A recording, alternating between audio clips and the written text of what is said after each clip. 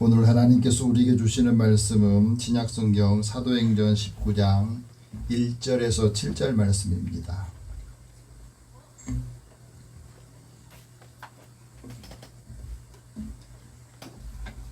신약성경 220년 되겠습니다. 우리 함께 이 말씀을 읽으면서 하나님께서 누가를 통해서 주셨던 이 말씀을 우리의 말씀으로 받을 수 있기 바랍니다. 같이 읽겠습니다.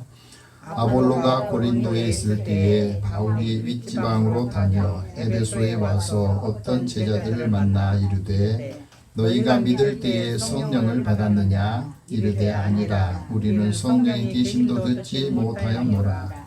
바울이 이르되 그러면 너희가 무슨 세례를 받았느냐? 대답하되 요한의 세례니라.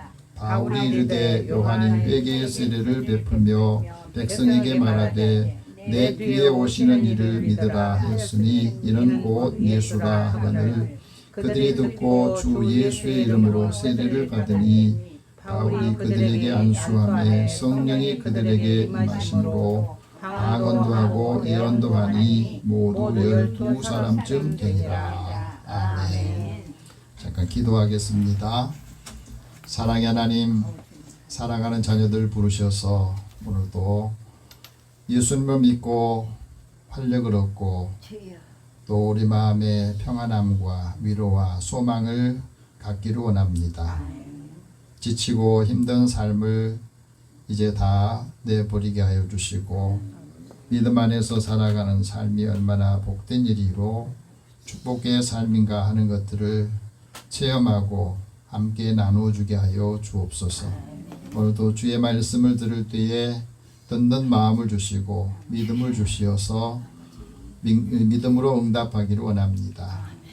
성령께서 이 시간에 깨닫게 하시고 또 온전한 믿음으로 실행하도록 인도해 주옵소서. 예수님의 이름으로 기도드립니다. 아멘. 우리 옆에 계시면 서로 인사 나눕시다. 하나님 당신을 사랑하십니다. 하나님 당신을 사랑하십니다.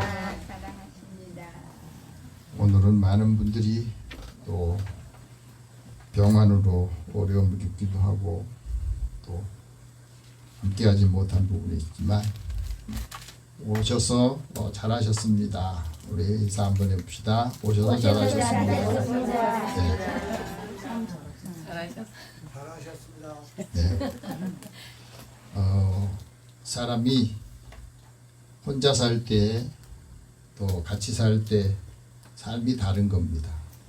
깨닫게 돼요. 싱글맘으로 평범한 삶을 살던 팸 그라우트라고 하는 분이 그 많은 여행을 하면서 사람들 만나고 또 깨닫는 거, 느낀 것들을 이제 적어서 책을 냈는데 신이 선물한 기적이라고 하는 거기에 부제가 현실을 바꾸는 믿음의 힘이라고 하는 부제를 달았어요.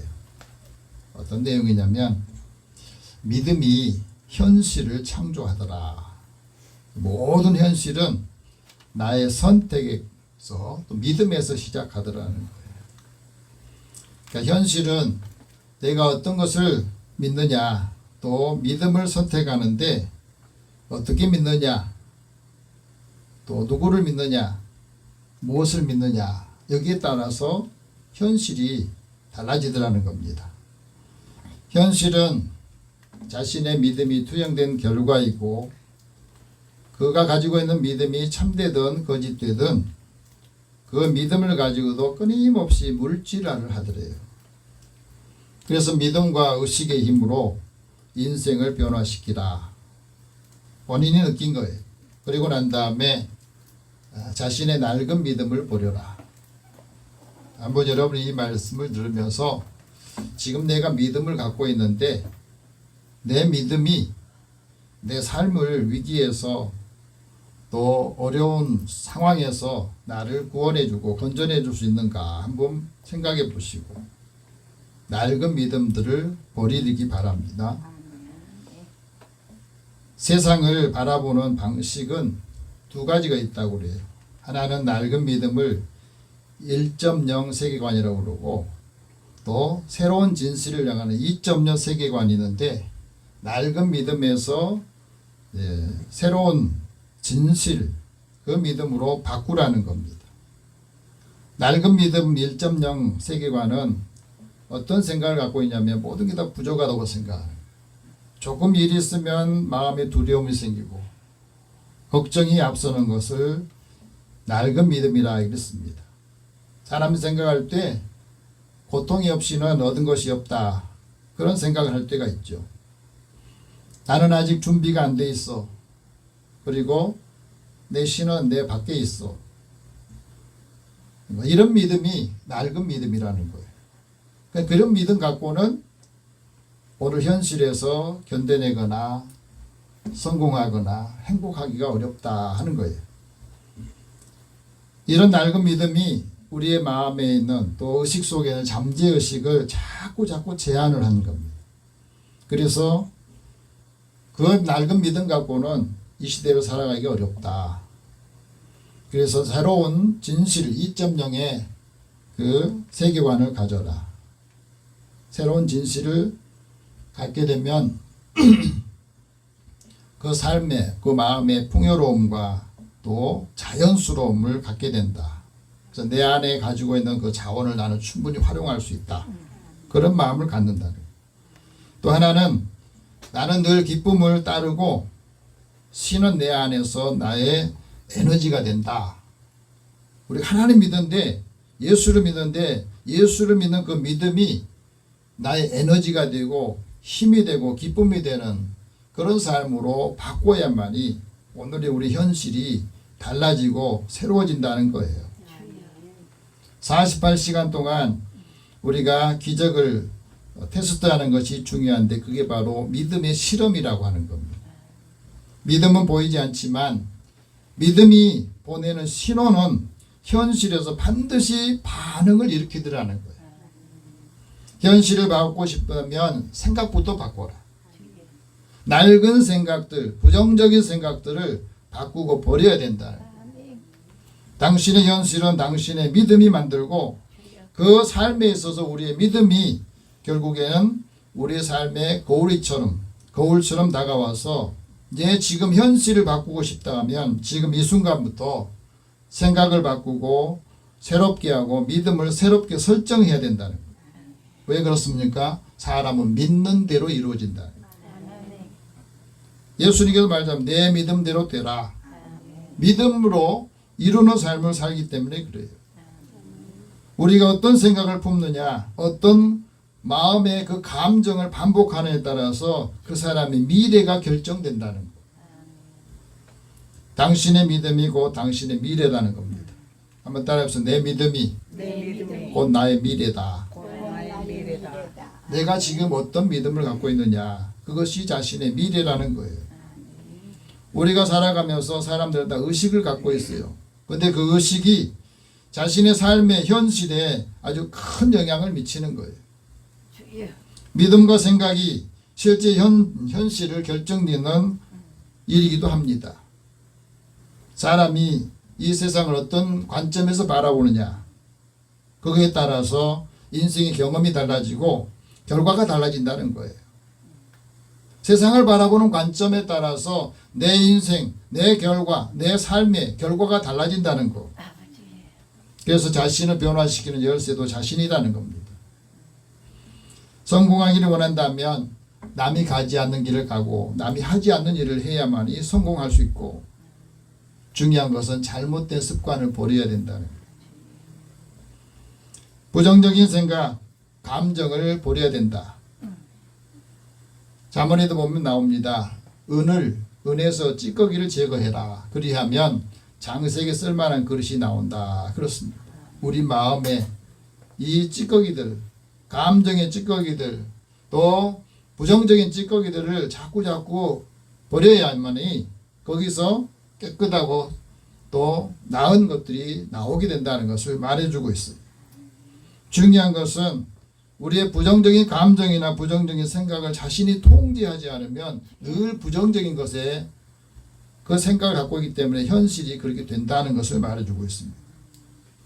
행복하기를 원한다면 이제는 그걸 듣고 실천하는 방법을 찾아야 된다.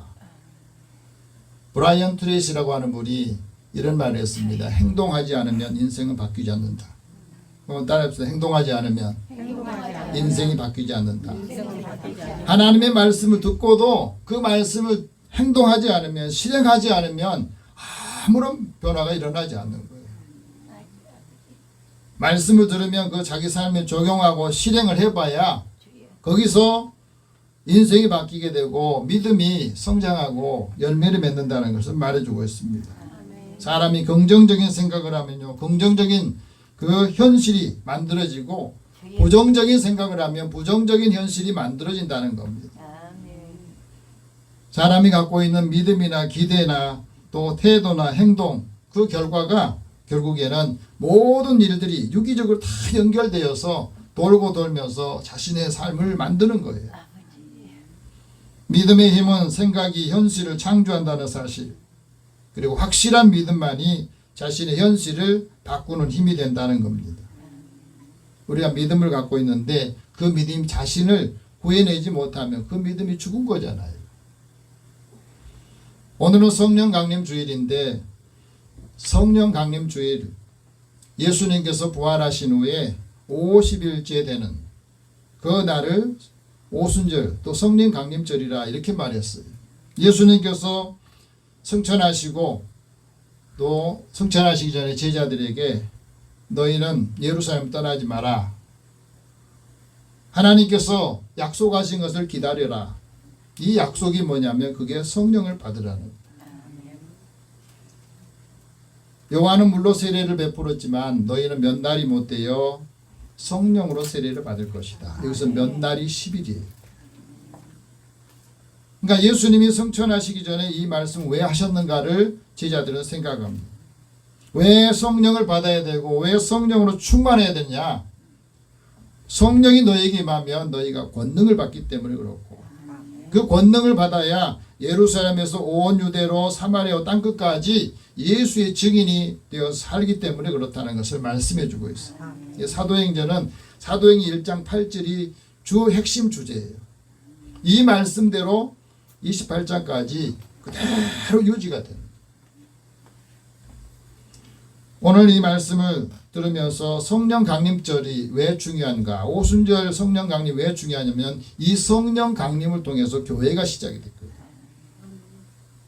그래서 성령 강림 주일은 그 색깔도 붉은색이에요. 그래서 저도 옷을 입으면서도 이 붉은, 그러니까 하나님의 영이 우리 가운데 임하기를 소망하면서 이것을 입는 겁니다. 그래서 오늘 우리가 성령을 받을 때 성령의 세례를 받은 게 왜 중요하냐면 성령 세례를 받아야 예수를 증언하게 되고, 성령으로 충만할 때에 예수 그리스도의 복음을 증거하는 증인으로 살 수 있는 것을 우리에게 말씀해 주고 있어요. 오늘 이 말씀을 좀 들으시면서 자신의 신앙을 다시 한번 점검해 보시기 바랍니다. 성령님께서 사람의 심령에 임하시면 예수님을 주라 이렇게 고백해요. 그래서 그리스도인들이 예수님을 주님 이렇게 부르는 것은 그 안에 누가 계시다고요? 성령이 계시다는 거예요. 성령은 우리의 삶을 도와주시고 회개하게 하시고 우리의 몸을 하나님의 성전이 되는 것을 의식하고 살게 하는 겁니다. 그리고 성령을 통해서 성령의 은사들도 주십니다. 성령께서 진리의 말씀을 기억하게 하시고 깨닫게 해주시고 그 성령을 통해서 예수를 그리스도라고 증거하게 하는 겁니다. 한번 물어볼게요. 여러분 성령 받으셨습니까? 네. 아직도 여기가 성령 받았습니까? 하고 물을 때에 아니요, 나는 잘 모르겠는데 하는 것은 지금 제일 중요한 문제를 지금 정리가 안 된 거예요. 성령을 받지 않으면 예수를 주라 부르지 않습니다. 그럼 예수님의 12제자 중에 예수님을 주라 부르지 못한 한 사람이 있어요. 그 사람은 가룟 유다예요. 가룟 유다는 항상 예수님을 선생이라 부릅니다. 지금도 교회에 나온 사람 중에서 예수님을 선생이라고 4대 성인 중에 한 사람을 하는 사람은 아직도 성령에 대해서 뭔지 모르는 거예요. 성령이 임하면, 진리의 성령이 임하면 반드시 그 사람은 예수를 증언하게 돼 있어요. 그래서 성령을 받은 사람만이 담대하게 예수의 말씀 복음을 전합니다. 그리고 생명의 법이, 성령의 법이 그 사람의 마음을 지키고 죄와 사망의 법에서 해방되는 거예요. 죽음을 두려워하지 않는 거예요. 위험이나 자기의 실패를 두려워하지 않는 겁니다.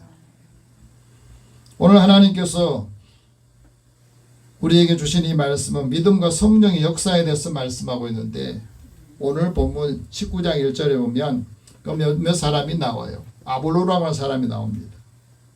1절 보면 알렉산드리아에서 태어났던 아볼로라는 사람은 유태인이었어요.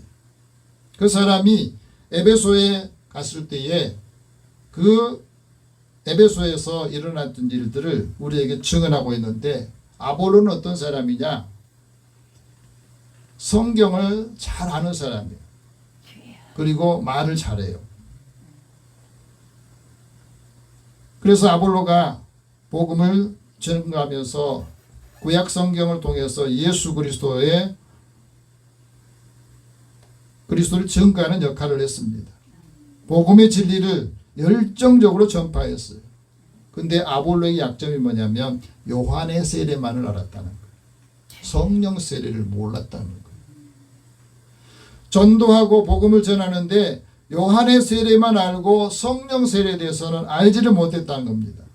그러니까 열심히 전도를 하고 열심히 복음을 전하는데 그에게는 성령 세례를 알지 못하고 성령 충만함을 몰랐기 때문에 문제 해결하는 그 능력이 부족했던 거예요. 고린도 교회에 이 복음을 전하면서 사도 바울이 고린도 교회를 개척하고 아볼로에게 맡겨줬어요. 고린도 교회가 분쟁이 생겼을 때 그 문제를 해결할 수가 없었어요. 여러분, 우리가 신앙생활하면서 어떤 문제가 생길 때 그 문제가 자신의 믿음이, 자신이 갖고 있는 그 믿음으로 그 문제를 해결할 수 있는 능력이 있어야 되거든. 사도 바울이 윗지방으로 다녔다, 이 말씀 나오거든요. 윗지방은 이 갈라디아와 부르기아를 말하는데, 그곳에 다니다가 다시 에베소로 왔어요. 에베소는 어떤 곳이냐면 교통과 무역의 중심지였습니다. 그러니까 교통이 발달하고 무역이 발달하니까 거기에는 뭐죠? 많은 돈과 또 물질의 풍부함이 있었어요. 그런데 물질이 풍부하고 교통이, 사람들이 많이 모인 곳에는 뭐가 있습니까? 그곳에는 각종 미신들이 있고 그곳에는 이방 종교들과 사회적인 병폐들이 굉장히 많았던 거예요. 지금 우리나라도 제일 문명이 발전한 곳에는 제일 죄가 많아요. 유흥업소도 제일 많고 타락의 요소들도 굉장히 많고 그렇습니다. 그곳에서 어떤 제자를 사도 바울이 만났습니다. 오늘 본문 2절 같이 봅시다. 이르되 너희가 믿을 때에 성령을 받았느냐? 이르되 아니다. 우리는 성령이 계심도 듣지 못하였노라. 예수를 믿을 때 성령을 받았냐 하고 물었더니 아니에요. 우리는 성령이 계신다는 것도 잘 몰라요. 듣지를 못했어요. 이게 말한 거잖아요. 여기 이 말씀이 왜 중요합니까? 우리가 예수를 믿는다는 것은 우리 인생에서 가장 큰 축복이거든요. 근데 그걸 축복이라 여기지 않는 사람도 많습니다. 예수님 믿는 사람이 하나님 믿게 되고 예수님을 믿음으로 인해서 우리의 삶이 달라지고 가치관이 다 달라지는 것을, 마틴 루터가 이런 말합니다. 그리스도인은 성경을 보고 예수님을 믿는다. 하지만 예수 믿지 않는 사람은 성경을 볼 일이 없잖아요. 그러니까 예수 믿는 사람들, 그리스도인을 보고 예수를 믿는다는 거예요. 굉장히 중요한 말이잖아요. 오늘 나를, 내가 예수를 믿으면 예수 믿는 사람을 보고 예수 믿지 않는 사람 예수를 믿게나, 예수 믿지 않거나 그렇게 된다는 말이잖아요. 그러니까 내가 얼마나 중요하냔 말이에요. 예수 믿는 내가. 예수님을 믿는 그 믿음을 통해서 하나님의 영광을 보게 되고 은혜와 진리도 체험하게 된다는 거예요. 우리가 이것을 잘 모르면 다른 사람이 예수를 믿을 수 있는 그 기회가 없어져요. 사도 바울이 이 제자에게 믿음과 성령의 역사에 대해서 물어요. 너희가 믿을 때에 성령 받았냐? 아니라고 그래요. 이 역할을 우리에게 말해주고 있습니다.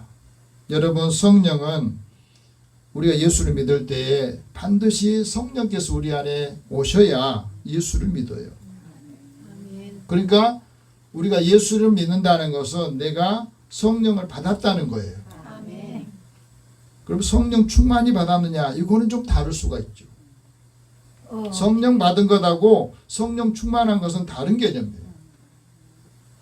예수를 믿지 않은 사람은 성령을 받은 일이 없어요.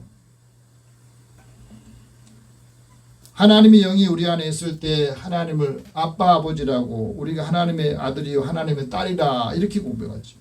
하나님 아버지 하고 부른다는 것은 내 안에 뭐가 있다고요? 하나님의 영이 있다는 거예요. 하나님의 영이 있어야 하나님을 아버지, 아빠 이렇게 부른다는 거죠. 예수를 믿을 때에 하나님의 영이 있으면 예수를 저주한 자라고 말하지 않습니다. 예수를 주라 하는 것은 내 안에 예수의 영이 있기 때문에 그렇다는 거예요. 오늘 이 말씀을 꽉 정리하시기 바랍니다. 그런데 이 제자들은 예수 믿을 때에 성령 받았냐니까 아니라고 그런 거예요. 이 말은 무슨 말이죠? 그 믿음이 불완전하다는 거예요. 성령이 계신 것을 듣지도 못했다는 것은 그 믿음이 언제든지 흔들릴 수 있다는 것을 말해주고 있거든요. 예수님 믿을 때 성령을 받아야 예수님을 주라고 고백하고 진리 안에 우리가 들어오게 된 것을 깨닫게 되고 하나님의 말씀을 진리로 믿게 되는 것이죠. 예수를 믿을 때 성령께서 우리 안에 있을 때 성령 세례를 받는 게 중요하면 예수님과 나와 한 몸이라는 사실을 고백하게 돼요. 예수의 증인이 된 겁니다. 그래서 성령 세례를 받으면 위로부터 하나님께서 부어주시는 성령의 능력, 은사들을 받게 돼요. 이게 굉장히 중요합니다. 예수님께서 말씀합니다. 보라, 내가 내 아버지께서 약속하신 것을 너희에게 보낼 것이다. 너희는 위로부터 능력을 입혀질 때까지 이 성에 머물러 있어라. 성령을 받고 성령 충만한 상태가 될 때에 너가 가진 부족한 것을 그 성령의 능력으로 채우고 그 역할을 감당한다는 말씀하세요. 그러니까 성령이 충만하면 성령의 영향력이 있게 되고 그 마음과 삶에도 사람들에게 그 영향력을 행하게 된다는 것. 성령을 통해서 죄를 이기는 능력과 거룩함의 능력을 알게 되고 영적인 권리와 보증을 얻는 기회가 되는 거예요. 사도 바울이 그러면 너희가 무슨 세례 받았느냐 이렇게 묻잖아요. 3절 같이 봅시다. 바울이 이르되 그러면 너희가 무슨 세례를 받았느냐 대답하되 요한의 세례니라. 이 사람들이 알고 있는 건 요한의 세례예요. 다시 말하면 물로 세례를 받는 것을 말해요. 오늘 우리도 믿는 사람들 중에서도 세례 받았는데 이 물 세례만 받은 사람들은 성령 세례를 받지 않으면 항상 내가 일이 잘 될 때, 내가 문제가 없을 때는 신앙생활 잘한 것 같은데 성령으로 세례 받지 않고 하면은 늘 흔들린다는 거. 그래서 성령 세례는 우리에게 죄의 용서뿐 아니라 하나님의 자녀로서 새롭게 태어나는 이 내적인 변화를 체험하게 되는 겁니다. 하나님의 자녀로서 새롭게 권세 있게 살기를 원하셔서 우리에게 말씀하신데 그리스도와 나와 연합되어 있는 상태.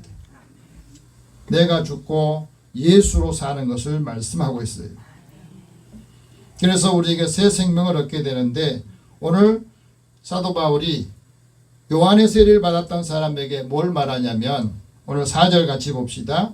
바울이 이르되 요한이 회개의 세례를 베풀며 백성에게 말하되 내 뒤에 오시는 이를 믿으라 하였으니 예수.